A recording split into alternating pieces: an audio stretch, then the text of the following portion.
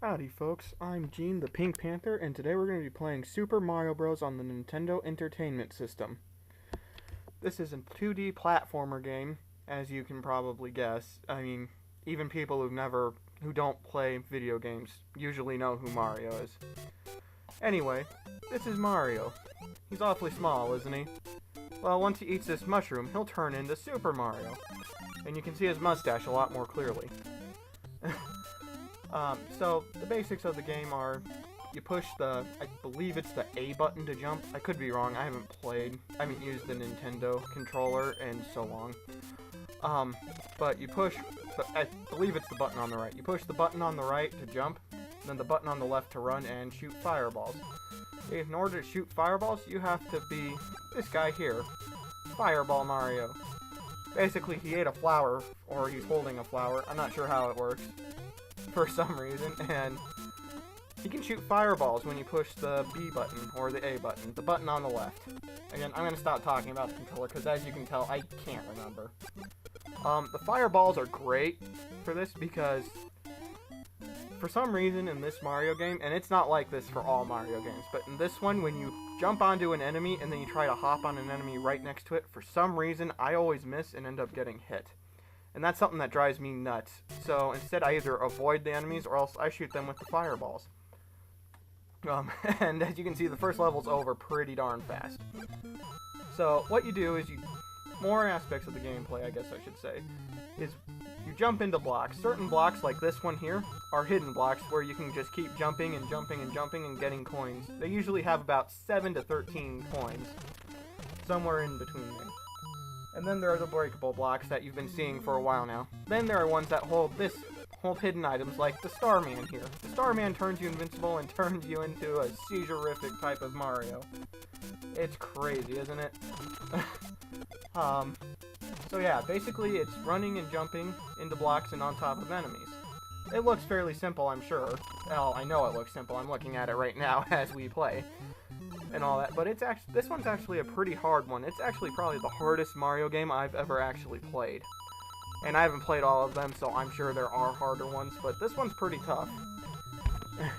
And go figure, it's one of, well, I shouldn't say one of the first, because there was the game Donkey Kong, not Donkey Kong Country, which is another awesome platforming game, but Donkey Kong where I think that might actually be Mario's first game. I could be wrong. I don't know Mario's history. As you can see, level 2 is not that much longer either. Alrighty, so basically, yeah, it's a platforming game. It's all kinds of fun and all that. And there are bottomless pits, especially in this level. This level is where they really start showing up, by the way. And the way bottomless pits work is, you can probably guess by the name. If you fall into them, you die. That's pretty much it. So avoid falling into bottomless pits. Alrighty, so I bet some of you are wondering about the plot and things such as that. And where exactly is this taking place? Well, the location, well, before that, this land that they're playing in, or rather that Mario's going through, is the Mushroom Kingdom. This land is ruled by a princess known as Princess Toadstool. She later becomes known as Princess Peach, and she's probably much more well known as Princess Peach. But back then, she was Princess Toadstool. And when she's ruling and all that, it's all rainbows and butterflies and My Little Ponies. Basically, everything is all happy and hunky-dory. Well, one day the plumbing in the castle goes out.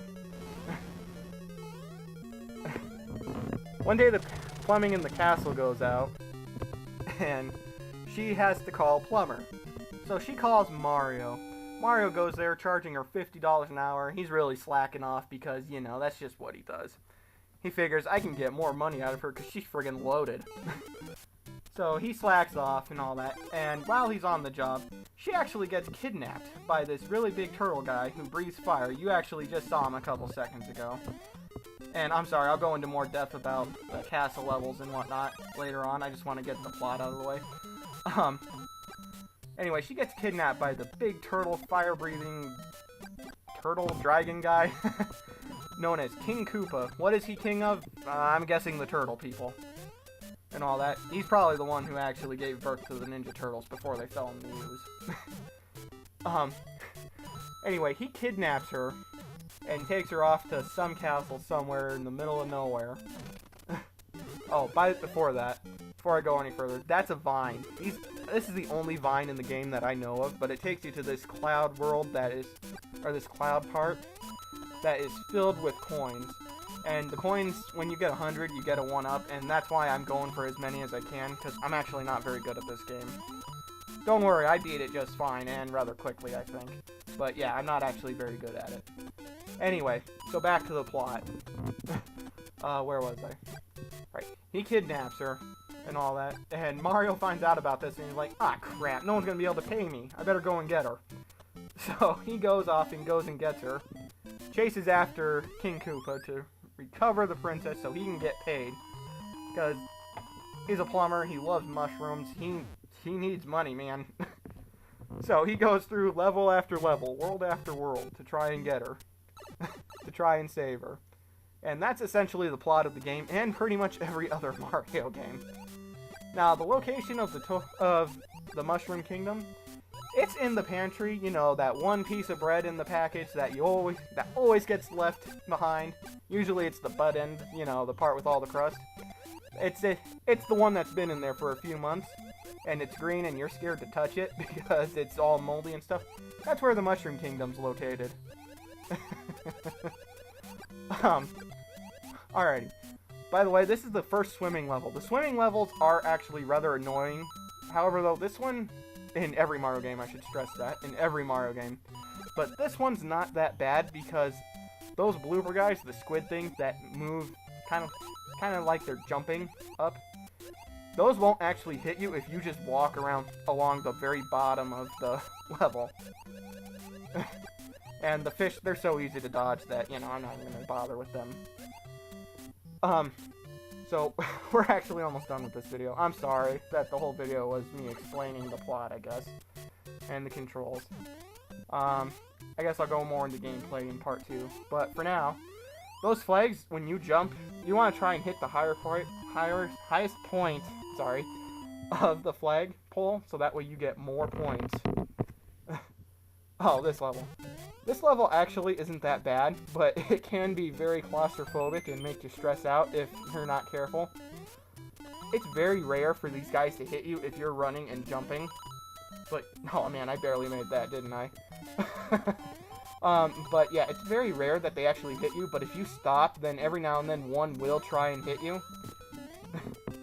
And all that, so you want to keep moving as much as you can and do running jumps. And I don't know if I mentioned this earlier or not, but to do a running jump, you hold the button on the left. Sorry, I know I said I wouldn't go into this again, but you hold that and you run and then you jump while holding the button. Those fireworks that went off, they give 500 points each one, so they're pretty good to have. And I know I missed the first castle level, which I'm disappointed that I did. But these levels are actually probably the hardest in the game, in my opinion. And all that. There aren't really enemies in here. It's more of dodging and platforming, which makes so much harder than the enemies they throw at you. I do love the color scheme, though. I love how it's just gray, black, and red. I don't know why. I love that. That's so awesome. Now, normally, and as you saw earlier, you can just jump over Bowser in most cases and get to the axe to chop the bridge down and make him fall in the lava pit. But you can also shoot him with fireballs. And that's actually probably the easiest way to beat him, as you just saw. And that little mushroom guy is a toad. They're the residents of the Mushroom Kingdom. They're awfully weird, and I actually have a friend who calls them Diaper Baby. They refer to Toad as Diaper Baby. Anyway, I know I'm going on and on. This video's actually over and all that. So I'll see you all in part 2, and hopefully you all enjoyed this. Alright, I've been Gene the Pink Panther, and I'll see you later.